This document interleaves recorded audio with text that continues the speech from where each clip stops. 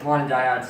Day 2 of the NFL draft. Patriots make 4 trades, end up with a ton of picks added to this year as well as a couple for next year. They have 2 second-round picks next year now, and beautifully, well executed, well played. I believe they saw 2 things. First of all, they saw that draft capital is at an all-time high.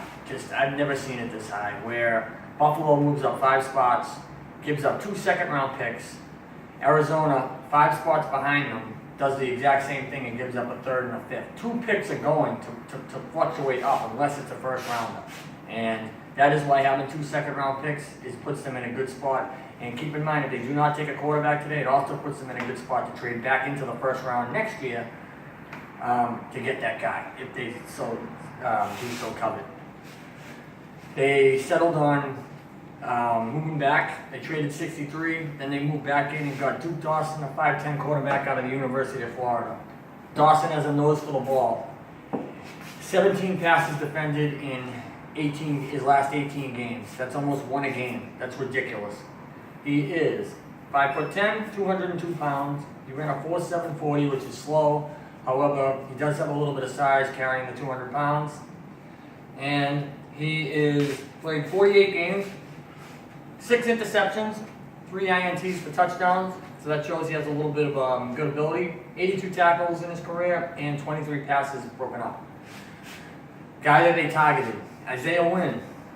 They waited, stood pat, didn't give up anything, grabbed him. Could have maybe gone in the 2nd or 3rd round, some people think, but they wanted him.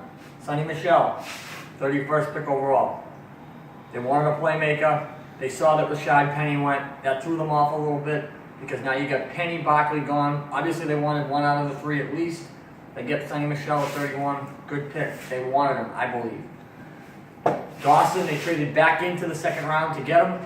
And I know the quarterback stuff is upsetting some people, but just understand this. Maybe Tom Brady has told them things that we don't know. Maybe Tom Brady's planning on signing a new contract. Nobody knows. We're not in the building. They also acquired Trent Brown from the 49ers, a starting left tackle. He started the last 2 seasons, 30 games the last 2 years. He was a 7th round draft pick in 2015 of the 49ers. They have him signed for $1.9 million for this upcoming season. And I believe he's just another veteran guy that they can plug in because they're trying to figure out one side of their line, whether it's Wynn, whether it's maybe Brown and Wynn at guard. Remember, the Patriots like to use rotating linemen. Not a lot of teams do that. Patriots do it a lot. They would love to have, if they could, a shift of 5 great linemen go in for 2 plays. Those linemen substitute, and new guys come in for 3rd and 4th down. I mean, that's realistically, if Belichick could pull that off and Skarnecchia could pull that off, they would do it, believe me. So you can never have enough tackles, guards. The line is fixed.